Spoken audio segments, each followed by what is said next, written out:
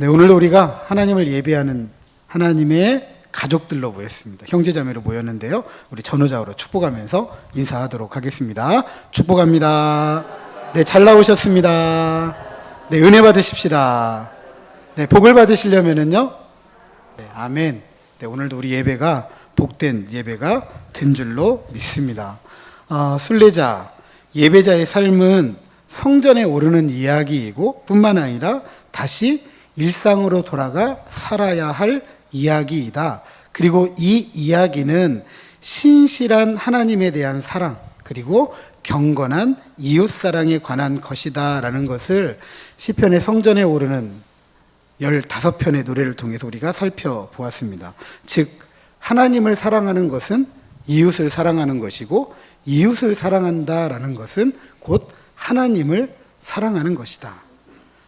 이것이야말로 진정한 순례자, 예배자의 삶이다라는 것을 우리가 살펴보았습니다. 하지만 오늘 한국 사회에 비친 우리 교회는 편견으로 얼룩진 차별과 배제, 또 혐오와 억압이 특징이다라고 말하는 것이 오늘날 보편적인 인식입니다. 저는 이런 상황 속에서 순례자, 예배자로 하늘을 바라보고 이 땅을 살아갈 때 신실한 하나님의 사랑, 그리고 경건한 이웃사랑 어떻게 실천할 수 있을까에 대한 이야기를 이 빌레몬서를 통해서 나누어 보고자 합니다. 지난 시간 바울이 사랑하는 동역자 빌레몬에게 편지를 씁니다. 그리고 빌레몬에게서 도망쳤던 노예 오네시모가 바울에게 사랑받는 동역자가 되었기 때문에 동등한 차원에서 동역자로 받아줄 것을 요구하고, 또 교회 공동체가 빌레몬이 오네시모를 동역자로 받아들이는 사려 깊은 결정을 할 수 있도록 그런 위로자, 격려자가 되어주라라고 바울이 편지를 씁니다. 이런 모든 일이 가능한 이유, 어떻게 주인이 노예와 동역자가 되고, 그 노예도 그냥 노예가 아니라 주인을 피해서 도망쳤던 노예. 쉽게 말씀드리면 주인에게는 죄인이겠죠. 죄인인 노예가 어떻게 주인과 동등한 동역자로 받아들일 수 있을까? 우리 개인도 그렇잖아요. 우리에게 죄 지은 사람 우리 쉽게 받아들이지 못합니다. 그죠? 용서하지 못해요. 아마 그것이 평생 갈 수도 있습니다. 그럼에도 불구하고 바울이 그렇게 해야 된다라고 말할 수 있었던 이유가 뭐냐 하면 이거였습니다. 저를 한번 따라서 하시죠. 은혜와 평강으로. 한 번 더 하시죠. 은혜와 평강으로. 은혜와 평강으로 우리는 서로를 그렇게 받아줄 수 있는 화해자가 될 수 있다. 서로 동역자로 용납할 수 있다라고 이야기합니다. 왜냐하면 은혜와 평강이 인간이 누리는 행복의 필수 조건이고, 이것은 하나님께서 위로부터 부어주시는 것이기 때문이다. 그러니까 인간적으로는 절대로 용서 못해요. 인간적으로는 못 받아들입니다. 하지만 위로부터 부어주시는 하나님의 은혜와 평강이라면 아무리 그 사람이 죽을 죄를 지은 죄인이라고 할지라도 용서하고 받아들일 수 있다. 아멘. 왜냐하면 우리가 죽어 마땅하지만 예수님의 저 십자가의 보혈로 어떻게 됐어요? 죄에 대해서 용서함 받고 구원받고 하나님의 자녀가 되었잖아요. 아멘. 그렇다면 그 은혜와 평강만이 우리가 그렇게 용서하고 용납하고 받아들일 수 있고 함께 살 수 있고 동역할 수 있다. 서로 위로하고 격려할 수 있다라고 이야기하는 것입니다. 따라서 바울과 빌레몬, 바울과 교회, 빌레몬과 오네시모, 오네시모와 또 교회, 이 모든 사이에서 서로가 사랑받는 동역자가 될 수 있는 것은 은혜와 평강이다. 이것은 그 어떤 사람의 노예이라 할지라도 또는 죄인이라 할지라도 복음을 전하는 협력자, 동역자가 되도록 한다라고 우리에게 가르치고 있습니다. 그러므로 바울이 그리스도 예수의 죄수가 되었기에 서로 위로하고 격려할 수 있는 것처럼 순례자, 예배자로 이 땅을 살아가는 우리는 은혜와 평강으로 편견으로 얼룩져 버린 차별과 배제, 혐오와 억압 이거 버리고 하나님 사랑, 이웃 사랑 실천할 수 있고 이룰 수 있어야 할 것입니다. 자, 오늘 본문 잠깐 우리 살펴보도록 하겠습니다. 바울은 빌레몬서의 1차적인 수신자이죠. 빌레몬에 대한 관심을 옮기게 됩니다. 그 관심은 감사의 기도로 시작을 하는데요. 또한 바울은 빌레몬서의 발신자로 같이 등장했던 디모데를 제외하고 빌레몬서가 아주 사적인 편지이다. 그러니까 비록 이 빌레몬서 안에는 빌레몬의 아내, 빌레몬의 아들, 빌레몬의 가정에서 모였던 교회 공동체가 있었다 할지라도 가장 일차적으로 이 편지를 받고 이 편지에 대해서 반응해야 될 사람은 누구였느냐 하면 빌레몬이라는 거죠. 빌레몬. 그래서 빌레몬과의 특별한 관계를 이야기하면서 바울이 뭐라고 이야기하냐면 내가 너에게 감사한다. 이렇게 이제 표현을 하고 있습니다. 그런데 그 감사의 대상은 빌레몬이 아니라 하나님, 바로 바울의 하나님이다라는 것을 우리가 알아야 될 것입니다. 바울은 이것을 강조하기 위해서 뭐라고 이야기하느냐? 내 하나님께 감사한다라고 하였습니다. 이 표현을 통해서 하나님과 바울이 얼마나 개인적이고 인격적인 관계를 맺고 있는지를 우리에게 강조해 주고 있고요. 빌레몬에 대한 바울의 감사의 대상인 하나님은 3절에 보니까 우리 하나님, 그러니까 바울의 하나님이기도 하지만 누구의 하나님이기도 하대요? 빌레몬, 너의 하나님이기도 하다라는 거죠. 우리 아버지, 빌레몬과 바울, 빌레몬서의 발신자이고 또 빌레몬서의 수신자였던 모든 이들에 대한 아버지이다라고 이야기합니다. 이 아버지는 로마서 1장 8절에 보니까 예수 그리스도로 말미암아 알려진 하나님이죠. 이 하나님께 바울은 항상 감사했다. 즉 끊임없이 감사한다. 이렇게 이야기합니다. 끊임없이 감사한다. 왜요? 하나님께서 우리에게 주신 은혜와 평강이 너무 크기 때문에 기도할 때마다 그것을 말하지 않을 수가 없습니다. 우리도 기도할 때 어떻게 기도하죠? 하나님, 우리에게 베풀어 주신 은혜에 감사합니다. 이렇게 기도하잖아요. 그러니까 그렇게 기도할 수밖에 없는 거예요. 나도 그렇게 기도하지만 너도 그렇게 기도하고 우리가 그렇게 기도한다. 그래서 무엇을 지금 계속 강조하는 거죠? 너나 나나 우리 모두가 공동체이다, 하나이다라는 것을 끊임없이 이야기해주고 있습니다. 빌레몬에 대한 바울의 감사기도 바울이 무엇인가를 들었기 때문에 이렇게 기도를 합니다. 이것은 하나님께 대한 감사의 이유이기도 하지만 이 들음은 빌레몬의 지속적인 특별한 태도에 대한 것이기도 해요. 빌레몬은 지속적으로 그렇게 행동을 하고 있고 바울은 빌레몬이 그렇게 행동하는 것을 계속 듣고 있는 거예요. 한 사람은 계속 그렇게 행동하고 있고 그 이야기를 바울은 계속 듣고 있고, 이것은 바울이 여러 사람들, 즉 에바브라나 오네시모와 같은 이들을 통해서 정기적으로 빌레몬에 대한 이야기를 듣고 있었다라는 사실을 우리에게 이야기해주고 있습니다.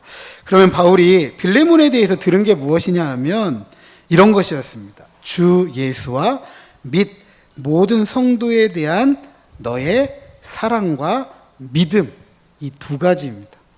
사랑과 믿음, 이 두 가지. 오랜 동안 이 본문의 해석을 두고 많은 이견들이 있었어요. 첫 번째로는 사랑과 믿음이 주 예수와 모든 성도에 걸려 있다. 그러니까 주 예수와 모든 성도를 향한 너의 사랑과 믿음이라는 해석으로 믿음을 신실함으로 해석하는 경우가 있고요. 두 번째로는 사랑과 믿음이 한편으로는 주 예수를 향한 태도, 다른 한편으로는 모든 성도를 향한 태도 속에서 이제 이해를 할 수 있는데, 전자는 신앙, 후자는 경건으로 이해가 됩니다. 세 번째로는 사랑이 모든 성도를 향한 것으로 믿음이 주 예수를 향한 것으로 이해가 됩니다. 바울은 골로새 교회에 보낸 골로새서 1장 4절에 보면 이는 그리스도 예수 안에 너희의 믿음과 모든 성도에 대한 사랑을 들었다라고 기록하는 것을 보면 또 골로새서가 빌레몬서를 이해하는 열쇠가 되거든요. 그렇다면 세 번째 해석이 다른 해석보다는 훨씬 더 바람직하다. 무슨 말이냐 하면 믿음은 예수님과 관계된 것이고 사랑은 성도들과 관계된 것이다 라는 것을 알 수가 있습니다. 그렇다면 빌레몬의 사랑은 모든 성도들, 즉 하나님의 백성을 향한 사랑이다. 여기에 쓰인 사랑은 모든 그리스도인의 사랑의 기초이고 오네시모에 대한 빌레몬의 사랑을 호소하는 거예요. 그러니까 사랑은 네가 원하는 사람들만 사랑하는 것이 아니라 예수님을 믿는, 하나님을 아버지로 믿는 모든 하나님의 백성들을 향한 사랑이어야 된다. 오네시모도 하나님의 백성이 되었기 때문에 비록 노예이고 죄인이었다 할지라도 그 사랑은 죄가 있다 없다? 없다라고 이야기합니다. 없다. 그러니까 사랑을 하려면 누구까지도 사랑해야 된다? 노예까지도 사랑해야 되고 죄인까지도 사랑해야 된다. 또한 그의 믿음은 예수님을 믿는 믿음이죠. 믿음은 어떤 사람의 삶을 지배하는 정신적 영역인데 주 예수 안에 있는 사람을 통해서 나타나는 것을 의미합니다. 즉 믿는다라는 것은 내가 예수님의 지배를 받는다라는 것이고 그 지배는 머리만 지배받는 게 아니라 삶 전체를 지배받는다는 거죠. 그래서 그것이 삶으로 드러날 때 믿는다라고 하는 것입니다. 따라서 빌레몬의 사랑은 믿음을 드러내는 것이고 믿음은 그의 사랑을 증거한다라고 할 수가 있겠습니다. 자, 6절의 원문 보면 기도를 의미하는 동사가 쓰이고 있지는 않아요. 원문에 보면 기도하다라는 말이 없습니다. 그런데 오늘 본문 일반적으로 바울의 기도가 담긴 문장에 종종 쓰이는 단어들이 있고 바울이 기도한다라고 할 때 쓰이는 이 기본적인 문장의 스타일이 있거든요. 이 스타일상 바울의 기도이다라고 우리가 확신할 수가 있습니다. 그래서 많은 영역본들을 보면 이 의미를 담아서 I pray, 내가 기도한다 이렇게 덧붙여서 번역합니다. 분명한 것은 빌레몬을 위한 바울의 기도예요. 그러면 바울이 어떻게 기도하는지 우리가 한번 살펴봐야 되는데요. 이 기도의 내용을 놓고도 여러 가지 해석상의 논쟁이 있습니다. 그래서 영어 성경도 이 부분에 있어서만큼은 다양하게 번역이 돼요. 첫 번째로 살피고자 하는 것은 내 믿음의 교제입니다. 내 믿음의 교제가 뭐냐라는 거예요. 도대체 이것이 무엇이냐? 지금까지의 해석은 크게 6가지가 돼요. 첫째로 너의 믿음으로부터 나오는 친절한 사랑의 행실들. 두 번째로 너의 믿음의 다른 사람들과의 어떤 교제, 믿음을 통한 다른 사람들과의 교제. 세 번째로는 믿음에 의해서 만들어진 다른 그리스도인들과의 너의 친교. 네 번째로는 믿음에 의한 그리스도와의 교제. 다섯 번째로는 네가 참여하는 믿음. 믿음 안에서 네가 갖는 목. 여섯 번째는 너의 믿음 안에서 다른 그리스도인들이 참여하는 것 등 이렇게 다양하게 해석을 합니다. 이런 해석상의 논쟁의 주된 단어가 뭐냐면 교제라는 단어입니다. 교제. 이 단어의 개념은 친교나 교제, 나눔, 참여 등 이런 걸 의미하는데 이 단어가 신앙적으로 쓰일 때 어떤 의미가 있느냐면 그리스도 안에서 우리가 나누어야 될 삶입니다. 이걸 교제라고 이야기해요. 그러니까 우리가 교제라는 말 되게 교회 안에서 많이 쓰는데 만나가지고 웃고 떠들고 막 하는 게 물론 그것도 기본적인 교제. 그런데 이건 제가 생각할 때 그냥 친교예요. 친교. 근데 그것이 진짜 교제가 되기 위해서는 우리가 그리스도 안에서 나누어야 될 삶의 이야기가 있어요. 예를 들자면 위로가 필요할 때 위로해주고 격려가 필요할 때 격려해주고 용서가 필요할 때 용서해주고 용납이 필요할 때 용납해주고 하나님의 성품이 드러나는 삶을 나눌 때 그것을 교제라고 합니다. 교제. 그러니까 우리가 교회 안에서 이렇게 만나가지고 예배하는 것도 물론 교제이겠지만 이건 되게 지금 개인적이잖아요. 우리가 예배할 때 누구에게 예배하죠? 하나님에게 예배하잖아요. 공동체로 예배하지만 이 시간만큼은 굉장히 개인적으로 내가 하나님께 예배를 해요. 근데 이 예배로만 끝나면 안 되고 이 예배를 통해서 우리가 하나님의 성품에 참여한 사람들이라고 한다면 이 성품을 서로 나누어야 돼요. 제가 예배 시간 전에 여러분에게 서로 인사하도록 하는 이유가 있어요. 큰 교회나 작은 교회나 좀 그래도 작은 교회가 좀 낫긴 한데 큰 교회는 얼굴 한 번도 안 보고 그냥 가시는 분들이 있어요. 얼굴 한 번도. 그리고 볼 수도 없어요. 앞에 앉은 분과 뒤에 앉은 분의 거리가 너무 차이가 있기 때문에 뒤에 한 분 먼저 가버리면 앞에 앉은 분하고는 인사도 못해요. 얼굴도 못 봐요. 장로님들이 저 뒤에 가서 인사하시는 이유가 있어요.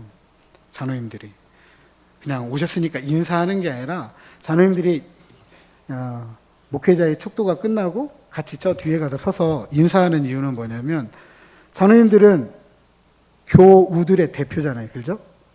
교우들의 대표예요. 교우들에 의해서 선출된 교회의 직분자잖아요. 그러니까 장로님들은 어떤 책임이 있냐면 오늘 예배에 어떤 교우들이 왔는지, 교우들이 오지 않았는지, 이분의 상태가 어떤지, 상태가 좋은지 나쁜지, 괜찮으신지 괜찮은지 않으신지 이걸 살펴보는 거예요. 네. 세심하게 살펴보셔야 돼요. 제가 예배 전에 인사하는 이유도 바로 그런 이유에서요. 한 번이라도 앞에 있는 분은 뒤를 돌아봐야 누가 왔구나, 오지 않았구나 볼 수 있고, 또 저 뒤에 있는 분은 먼저 가실 수도 있잖아요. 그러면 앞에 있는 분 뒤통수만 보고 돌아가실 거 아니에요. 한 번이라도 얼굴을 돌려봐야 오셨구나, 저기 앉아 계시구나 살펴볼 수 있는 거죠. 이게 교제예요, 서로가. 네. 그러면서 살펴보면서 필요한 이야기들 여쭤보는 거죠. 별로 얼굴이 좋지 않으시면 얼굴이 좋지 않으시네요. 무슨 일이 있으세요? 지난밤에 주무시는데 어려우셨는지, 한 주간 어떠셨는지, 이런 삶을 물어보면서 어려운 일이 있었다라고 하면 그랬군요 라고 이야기하시면서 제가 잘 알고 함께 기도하겠습니다 라고 하고 다음 주에 또 오면 여쭤볼 수 있잖아요. 그죠? 어떠셨어요? 괜찮으셨어요? 문제가 해결되셨는지, 몸은 어떠신지. 이게 그리스도 안에서 나누어야 될 삶이에요. 그런데도 불구하고 한 번도 얼굴을 보고 가지 않는다라고 한다면, 서로 한마디도 이야기하지 않고 간다고 한다면 우리가 공동체로 모여있는 이유가 무엇일까, 이런 생각도 들게 됩니다. 네, 앞서 말씀드렸던 것처럼 해석상이 논란이 되는 이 교제, 그리스도 안에서 나누어야 될 삶인데, 그래서 교제는 예수 그리스도를 통해 하나님의 성품에 참여하는 삶을 말하는 것이겠죠. 그러므로 내 믿음의 교제가 갖는 의미는 예수 그리스도에 대해서 믿는 빌레몬의 믿음의 내용, 그리고 그 내용에 따른 삶이 실제적인 삶에서 어떻게 나타내느냐라는 것을 가르칩니다. 따라서 제가 보기에는 첫 번째 해석이 적당해 보입니다. 그리고 이것은 이어지는 구절과의 관계에서도 뒷받침이 돼요. 또 이 구절의 해석상에 문제가 되는 건 선과 알게 하다, 그리고 역사한다라는 이 단어들 때문에 그렇습니다. 이 단어들이 6절 하반절에 보면 그리스도께와 어떻게 연결해서 이해해야 되는가에 대한 문제 때문에 해석상에 어려움이 있어요. 이 예를 쉽게 말하면 그리스도께 이르도록 역사하는 이라와 우리 가운데 있는 선을 알게 하고 사이에 어느 것이 결론적인 얘기이냐, 이 얘기를 묻는 질문이에요. 보편적으로 이 부분에 대한 모든 해석은 잠정적입니다. 다시 말씀드리면 이렇다라고 해석을 하지 않아요. 그냥 그럴 것이다 이렇게 말을 합니다. 그러나 앞서 살폈던 내 믿음의 교제에 대한 해석을 근거로 이어지는 본문들을 살펴보면 이렇게 해석이 될 수 있습니다. 예수 그리스도에 대한 믿는 빌레몬의 믿음의 내용, 그 믿음의 내용에 따른 삶의 실제적인 행동, 이것을 통해서 하나님의 선한 행동들, 즉 하나님의 뜻에 대한 지식이 발견되어지고, 이 지식은 그리스도께 이르도록 하는 가장 효과적인 것이다 라는 사실입니다. 그런데 이 지식, 즉 그리스도께 이르는 가장 효과적인 지식은 빌레몬에게만 속해 있는 것이 아니죠. 그것은 그리스도께 속한 사람에게는 모두에게 있는 것이에요. 바울 자신도 여기에 포함되어 있고, 바울의 사랑받는 동역자가 된 오네시모도 이 지식에 속한 사람이고, 따라서 우리의 교제를 통해서 그리스도께 이르는 가장 효과적인 지식이 서로에게 나누어져 있다. 빌레몬 너에게도, 빌레몬의 아내, 빌레몬의 아들, 빌레몬의 가정에서 모였던 교회 모두가 이 지식을 알고 있기 때문에 이 교제에 다 참여할 수 있다라는 거예요. 따라서 우리의 교제를 통해서 그리스도께 이르는 가장 효과적인 지식, 서로가 나눌 수 있어야 돼요. 앞서 말씀드렸던 것처럼 그리스도 안에서 나누어야 되는 삶을 통해 우리 서로가 하나님의 성품에 참여하는 사람들이 되어야 된다. 용서 얘기하죠. 용서 얘기. 용서. 앞서 말씀드렸어요. 하나님은 사랑이시고 베드로에게 주님 내가 몇 번 용서할까요? 물어봤더니 몇 번을 용서하래요? 70번씩 몇 번? 7번. 70번씩 7번이면 도대체 몇 번 하라는 거죠? 뭐 수치적으로 따지면 490번을 하라는 이야기고, 이 이야기는 결국 뭐라는 이야기예요? 용서하라는 이야기예요. 그리고 예수님께서 주기도문을 가르치고, 산상수훈에서 주기도문을 가르치고, 주기도문의 뒤편에 보면, 주기도문 끝나고 그 뒤편에 보면 네가 용서하지 않으면 너도 하나님께로부터 용서받지 못한다라고 이야기를 했습니다. 그러면 내가 하나님을 믿는 사람이라고 하면 용서해야 돼요? 안 해야 돼요? 용서해야 돼요. 이 용서해야 되는 이야기를 모르시는 분, 나는 세상에 처음 들어본다. 내가 신앙생활하면서 처음 들어본다. 아니죠. 하나님이 사랑이시고 하나님이 용서하라는 이야기는 우리가 신앙생활하면서 듣는 이야기예요. 하나님이 세상을 사랑하사 이처럼, 그죠? 듣지 못한 분 한 번도 이 지식을 갖고 있어요. 그런데 이 지식이 지식으로 끝나지 않고 그리스도께 이르도록 하는 지식이 되려면 어떻게 해야 된다고요? 용서를 살아야 돼요. 용서를 해야 돼요.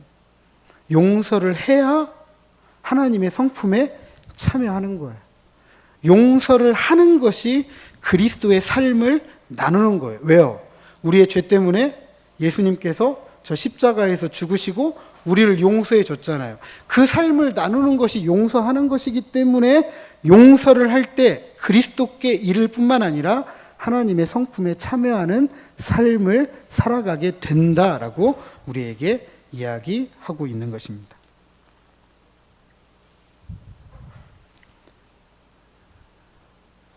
그러니까 우리 한 사람 한 사람의 존재가 예수 그리스도를 믿는 이 믿음의 삶으로 점철이 되어야 된다. 그리고 이 믿음의 삶에 실제적으로 나타남으로써 하나님의 뜻에 대한 지식의 정보의 통로가 되어야 되죠. 아, 하나님은 이렇게 사랑하시는구나. 하나님은 이렇게까지 우리를 용서하시는구나 라는 것을 알려주는 통로가 되어야 되고, 그리고 이 지식으로 말미암아 우리가 그리스도께 속한 사람이다. 우리 모두가 그리스도께 이르는 사람이 되어야 된다라는 것을 가르쳐 주는 거예요. 교회가 세상 사람들에게 앞서 말씀드렸던 것처럼 차별과 배제, 혐오와 억압, 어떤 증오의 특징을 갖는 모습으로 보인다. 그런데 이거 교회를 보는, 세상이 교회를 보는 모습이 아니라 우리 교회도 세상을 보는 눈 아니에요? 오늘날 여러분 한번 생각해 보세요. 얼마나 차별이 심하고 배제가 심하고 혐오가 있고 증오가 있고 억압이 있는지 한번 생각해 보세요. 특별히 한국 사회. 지난 몇 년 동안 거친 지도자들이 세상의 지도자라고 하면서 버려놓은 일들을 보면 전부 갈라놓은 것밖에 없는 것 같아요. 갈라놓은 것밖에 없는 것 같아요. 전에 있던 모 대통령의 탄핵 이후로, 그리고 코로나가 오고, 다양한 상황 속에서 굉장히 갈등이 심해지고, 저는 갈등을 넘어서 너무 거칠어요. 거칠어요. 그냥 입만 열면 참 듣도 못했던 이야기들로 얼마나 사람들에게 쏟아내는지, 그렇게 쏟아내고도 아직도 쏟아낼 말이 많은 것 같아요. 그죠? 저 사람의 깊은 내면 속에 들어있는 게 도대체 뭔지 상상을 초월합니다. 상상을 초월해요. 그런 세상에 우리가 갈등을 봉합한다. 예. 거친 세상을 어떻게든 부드럽게 하고 하나님의 샬롬을 이루어간다라고 한다면 교회 공동체는 반드시 용서의 공동체가 되어야 되고 화평을 이야기할 수 있는 공동체가 되어야 되고 나뿐만 아니라 우리가 살아가는 세상을 어떻게 살아가야 되는지를 이야기해 줄 수 있는 곳이 교회가 되어야 된다는 거죠. 그것을 성경은 우리에게 이야기해 줬고 우리는 그것을 믿는다라고 하고 우리가 믿는다라고 하면 우리는 그렇게 살 때 그리스도께 나아갈 뿐만 아니라 하나님의 성품에 참여하는 삶, 진정한 교제, 그리스도를 나누는 삶을 살아갈 수 있다라는 것입니다.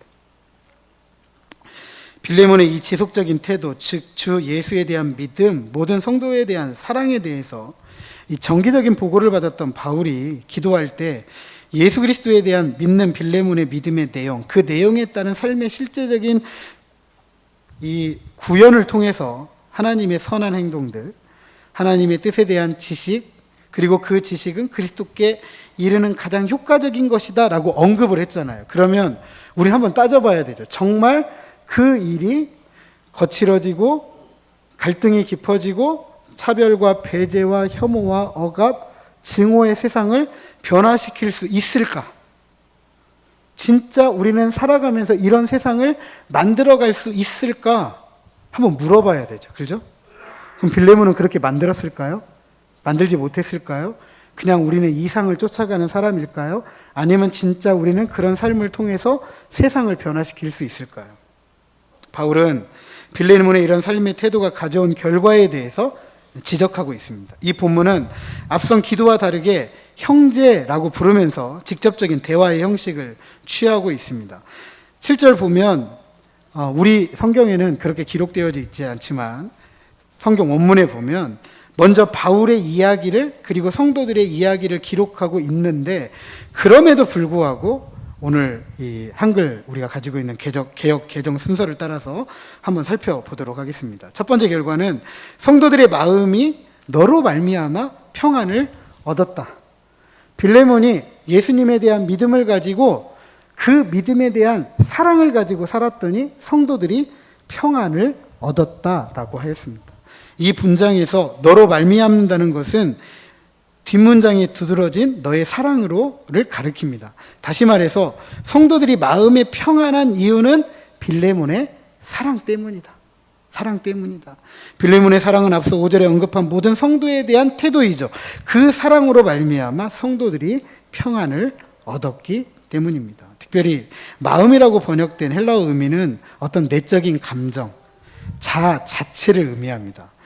퀘스터라는 분은 이 단어가 가장 깊은 차원의 인격적인 전체를 말한다 라고 말하면서 바울만의 강하고도 인상적인 단어로 정서적인 생활의 깊이를 사랑을 통해 평안함을 경험한 전인에 대해서만 사용한다라고 이렇게 이 마음이라는 단어를 연구해서 결론을 내렸습니다. 또한 성도들의 마음이 평안함을 얻었다 할 때 평안함은 육신적인 의미로 한 사람의 휴식을 취한다라는 의미도 있지만 정신적으로 이 혼란케 된 사람을 잠잠케 한다 또는 즐겁게 한다, 안식을 준다, 보상을 주어서 새로 활력을 얻게 한다 이런 의미로 이해가 됩니다. 여기에서는 정신적인 의미이겠죠.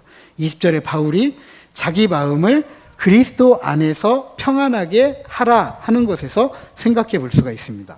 두 번째로 빌레몬의 사랑과 믿음이 가져온 결과가 무엇이냐 하면 빌레몬의 사랑 때문에 성도들이 기쁨과 위로를 받은 것입니다. 이것은 바울이 빌레몬의 사랑과 믿음으로 말미암아 하나님께 감사했던 그것이기도 합니다. 실제로 바울은 골로새 교회에 방문한 적이 없어요. 그들을 만난 적이 없습니다. 다시 말씀드리면 빌레몬은 이 골로새 교회의 성도였고 골로새 교회에 가정을 내놓았던 사람이잖아요. 근데 이곳에 방문한 적이 없어요. 그러니까 다시 말씀드리면 빌레몬하고 바울은 얼굴을 본 적이 없습니다. 일면식이 없는 사람이에요. 그럼에도 불구하고 마치 하나인 것처럼 그들과 자신을 동일시하고 그들에게 주었던 평안, 즉 기쁨과 위로가 나에게도 주어졌다. 그러니까 다시 말씀드리면 빌레몬의 사랑을 바울이 받아본 적은 없다는 거예요. 한 번도 본 적이 없으니까. 빌레몬은 자기 가정에 모이는 성도들을 그렇게 사랑했더니 성도들이 기쁨과 위로를 얻었는데 이 이야기를 바울이 들었는데 그게 자신에게 위로가 되었고 기쁨이 되었다라고 말을 하는 거예요. 빌레몬의 사랑의 행위가 바울의 기쁨과 위로의 원천이 되었다. 이런 바울의 언급들, 즉 빌레몬을 통해서 성도들의 마음이 평안함을 얻고 바울이 그런 일을 통해서 기쁨과 위로를 받았던 것처럼 아마도 오네시모에 대한 바울의 이 빌레몬의 사랑을 자극하기 위해서 또 격려하기 위해서 지금 바울이 전략적으로 편지를 쓰고 있다라고 생각이 됩니다. 사랑하는 성도 여러분, 바울은 본격적으로 빌레몬서의 1차적인 수신자인 빌레몬에게 관심을 옮겨서 감사의 기도를 하죠. 그의 감사의 기도는 하나님께 대한 감사. 그리고 그 감사의 이유가 뭐냐면 빌레몬의 삶을 들음에서 시작이 됩니다. 그 삶은 무엇이었죠? 빌레몬의 사랑과 믿음이었습니다. 그걸 오늘 성경은 빌레몬의 믿음의 교제이다. 네 믿음의 교제이다. 주 예수를 믿는 그 믿음을 가지고 그리스도 안에서 나누는 그 삶, 사랑이죠. 이 믿음과 삶 때문에 성도들이 평안을 얻었고 위로를 얻었고 기쁨을 얻었다. 그거에 대해서 감사하고 있습니다. 이건 오늘 우리에게도 필요한 이야기입니다. 특별히 차별과 배제, 혐오와 억압, 증오, 갈등과 거칠어진 세상을 살아가는 교회 공동체들에게 꼭 주어지는 말씀이에요. 우리가 하나님을 믿는다. 우리가 그리스도 안에서 살아간다. 신앙생활을 한다라고 하는 것은 하나님은 사랑이시고 하나님은 그 사랑을 가지고 용서하시는 분이시기 때문에 너희도 용서하라고 말씀하시는 것을 우리가 이 세상에서 살아갈 때